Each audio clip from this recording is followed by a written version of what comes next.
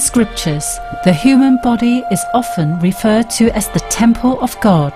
Yet it is quite an uncommon privilege for any soul to attain this sacred abode that houses the divine, as it is truly a blessing to be reborn as a human being.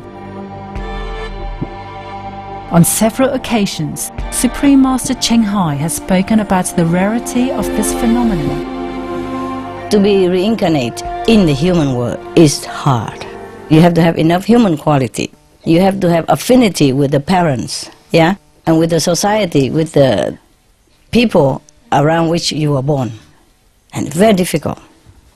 To be a human, you need some merit. You have done something good in the past in order to be able, yeah, to be able to pick a human birth. As a living temple of God, the human body is fully equipped with miraculous wonders that can be awakened in those who are spiritually conscious and have complete faith in the Creator of all life. In India, Latin for fasting is the human ability to live without food.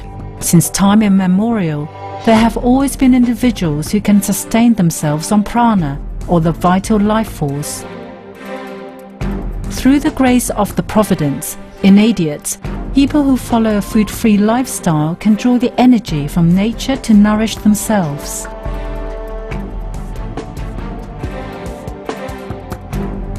They live on the chi, from the ground, or from the forest, and from the sun and from the air. They make use of all that. Or they live on love, on faith alone. These individuals are known as Breatharians, Solarians, Voltarians or Pranarians, and they come from all walks of life, from different cultures and all corners of the world. Indeed, the possibilities and miracles in this life as our benevolent Creator has designed for us are endless. We only need to connect within to recognize our abounding largesse as God's children. Supreme Master Cheng Hai has lovingly recommended a weekly series on Supreme Master Television to introduce those individuals of the past and present who have chosen to live food-free on earth. May their spiritual stories enthrall you. May hearts be opened and horizons be expanded.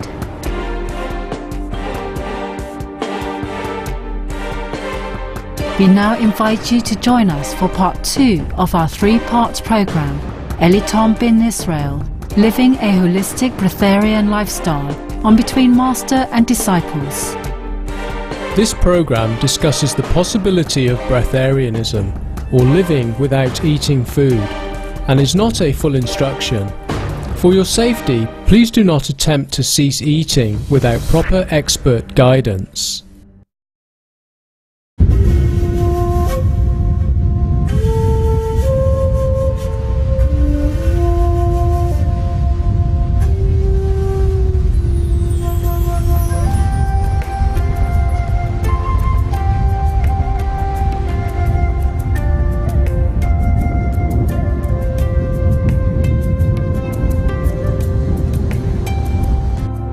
Elitom ben Israel has not eaten food for 10 years. He's healthy, energetic, and happy. To help others lead a healthier lifestyle, Elitom shares his knowledge of holistic medicine and exercises, and promotes the compassionate, animal-free vegan diet. To learn more about his breatharian lifestyle, our Supreme Master television correspondent interviewed Elitom in Ohio, USA. During the interview, Elitom shared that he grew up in an ordinary household, eating the standard American diet, and heading for a life beset with health problems as a result of consuming animal products. Luckily, in his quest for self-knowledge, Elitom discovered an alternative, compassionate lifestyle that enlightened masters through the ages have taught and encouraged. Through the plant-based diet, Elitom avoided a grim fate of animal product-related diseases. From that point on, he gravitated toward alternative meat-free diets that included raw and liquid foods. One day, when he learned about jasmuheen, a breatharian in Australia, Elitom decided to dispense with food altogether. As he began to rely on the cosmic energy or prana for sustenance, Elitom realized that the process of becoming a breatharian was challenging. However, he persevered in his goal. Determined to become food-free, Elitom utilized holistic approaches that included meditation, exercises, and communing with nature to overcome the transitioning stage. One thing I noticed in my transition, when I did try to experiment with this type of food or experiment with this type of food, I don't even see what the taste was or what I was eating. It's like eating dirt now. It was like an illusion. What was that I was doing to myself?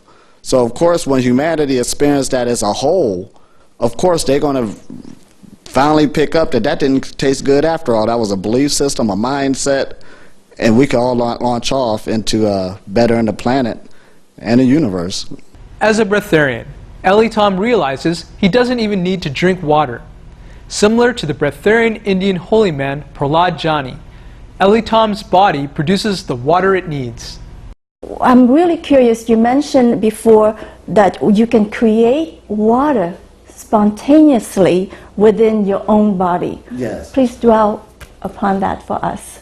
Now going through the breatharian process, that's usually the biggest challenge. To really break that belief system, can a body create water? They call it, like when you make a diet changes, you got your live and raw foodist, then you got a place called a liquidarian. That's a person who still chooses to drink. That's right under breatharianism, before you break it off. The body creating liquid for itself, that is very hard, because when you're going through that transition of leaving foods alone, the body will actually grab what it needs. They call this the most refined diet in the world, because even though you might say, well, I eat carrots and broccoli and it'll give me this, this, and this, you can eat too much and get too much of something compared to breatharianism. But the body itself, for instance, knows when to get rid of something. It'll get rid of something at the right time. Why? So it won't hurt you or kill you. It might be a discomfort coming from the liver. You feel it for days and days. It will quit. But the body will get rid of it at its time, and so it will not harm you. So therefore, in order to make it will move itself without you taking liquids. It will create its own liquid in order to remove that. There were noticeable changes which Elitom experienced once he stopped eating food. When you stop eating food, you are stopping a chain of reaction. Yes. Your social behavior, there's things that come along with it. Do you feel isolated? Oh yes, many times. So you have to find comfort inside of you? Comfort inside of you, or you either play that game over a period of time. I went through a game that I had to not only play with myself, but with others around me, so you won't bring attention to yourself. You might go and have a soup. You might go and have, especially when you're with friends and stuff, you might have some tea, a juice or something. Your body is still going through discomfort, but it's like you're making a sacrifice just to keep the heat off of you. But the more and more this knowledge get out there, the more and more you can really be you and launch off to where you need to go, and hopefully others could come along also for the ride. As he overcame the social obstacles to becoming fully food-free, Elitom reaped the physical benefits of being a breatharian. Do you get sick still? Not at all. Not at all. When you deal with sickness, illness, and disease, those are 3 different levels of an energy that's going low. In other words, sickness is a energy where you'll get rid of quick, sort of like a cold. If you don't do nothing, the body will get rid of that cold over a period of time. And illness is the same thing, it's just a lot more strenuous to get rid of. It's sort of like chicken pox. It's going to take a lot longer time, but the body will get rid of it. But a disease, which is dis-ease or discomfort, sort of like cancer. It's harder to get rid of. You can get rid of it because there's information coming out of it, but it'll take a lot longer. A different type of change, a lot more energy you have to put into it because you put a lot of energy to get it.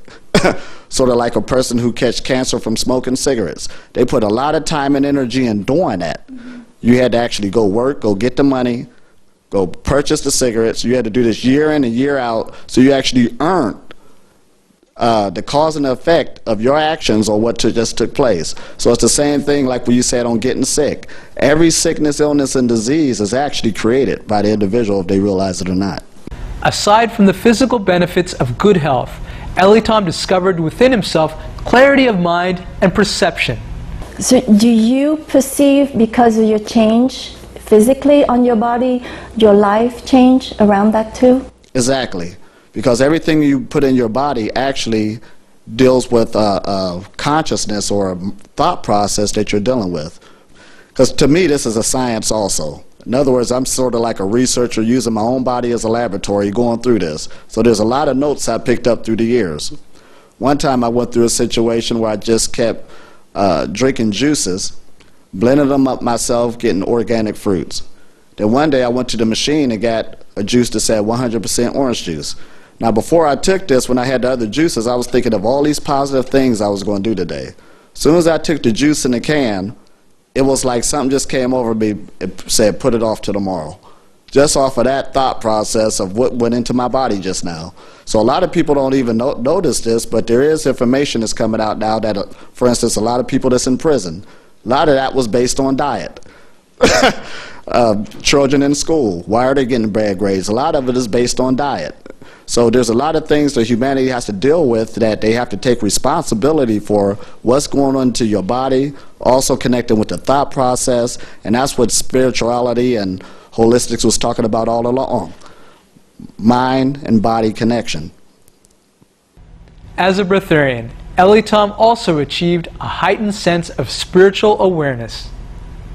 So what you're telling us is, because you're thinking differently, you change many levels. Many levels of your being. Your physical body, your emotional body, your mental body, and also your spiritual body.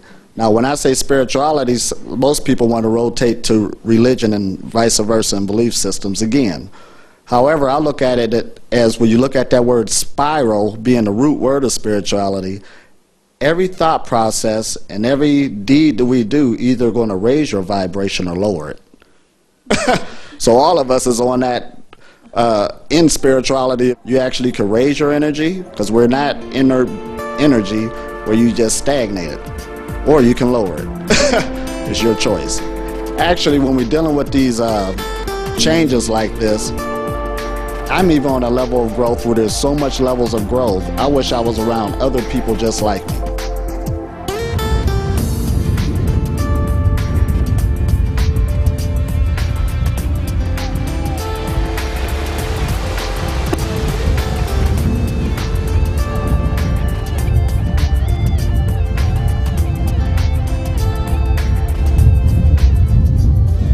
Join us next week for part 3, when we return with Elitom's journey on becoming food-free. Now, please stay tuned to Supreme Master Television for good people, good works. Coming up next, right after Noteworthy News. God bless and farewell for now.